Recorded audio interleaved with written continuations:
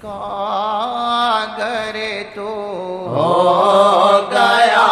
ان کا گر تو ہو گیا دنیا تیرے ہو گئی ان کا گر تو ہو گیا دنیا تیرے ہو گئی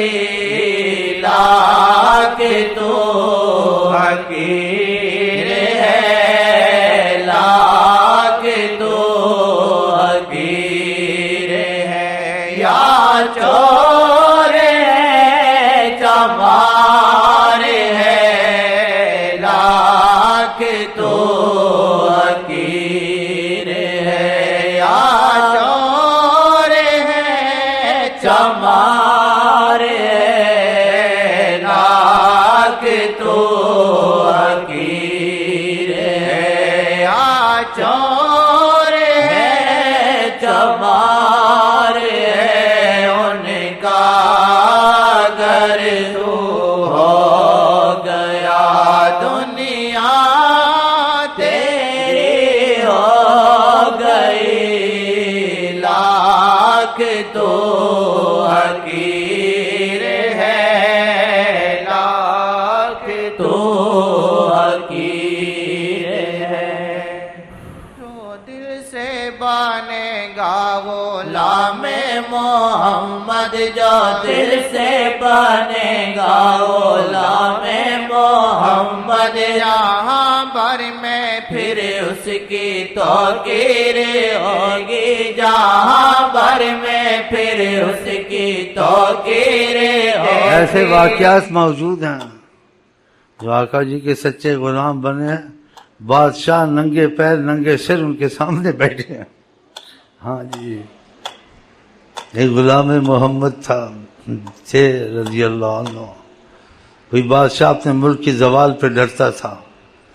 تو اس نے حاضری دی حضرت کے سامنے کہا میں مشکل میں ہوں کیا کیا ہے کہا ملک بھی خطرے میں ہے مجھے زوال کا خطرہ ہے اس کا بات کا مقصد یہ تھا کہا تو تم سوالی بن کے تو آئے نہیں ہو یہاں بادشاہ بن کے آئے ہو یہ تاج اور یہ جبہ اور یہ کبہ یہ جو پہنا ہوا ہے تو سوالی کی طرح ہے تم سوالی کی طرح تو آئے نہیں ہو اور کرتے سوال ہو تم تو بادشاہ بن کے آئے ہو بادشاہ واپس چلا گیا ننگے سر ننگے پیر آ کے بیٹھ گئے پھر آپ نے اس کو دعا دی یا کچھ دیا اور دعا بھی دی کہ اب جاؤ یا تو ملک محفوظ ہو گیا ہاں کہ اللہ کی محبت میں مٹے ہوتے ہیں نا آقا سے وفا ہوتی ہے خدا بندے سے خود پوچھے بتا تیری رضا تو ہمارے تمہارے لیے دروازہ بند ہے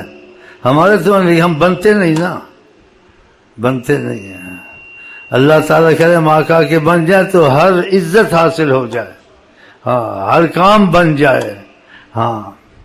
کہ خدا نے ان کو رحمت والا بھیجا ہے ہر مصیبت سے تم کو نکال سکتے ہیں تمہیں ملک کی مصیبت ہے تمہیں بیماری کی مصیبت ہے تمہیں دشمنوں کی مصیبت ہے آخرت کی مصیبت ہر مصیبت سے وہ نکالنے والے ہیں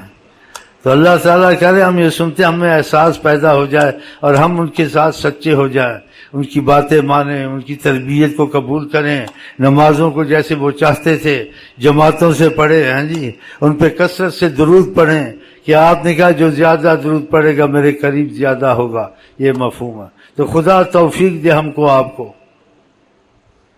دل سے بنے ہیں غلام محمد جو دل سے بنے ہیں غلام محمد یہاں پر میں پھر اس کی توقیر دیکھی جہاں بھر میں پھر ان کی توقیر دیکھی محمد محمد ہو ہر پل جہاں پہ محمد محمد ہو ہر پل جہاں پہ وہاں رحمتوں کی جاگیر دیکھی وہاں رحمتوں کی جاگیر دیکھی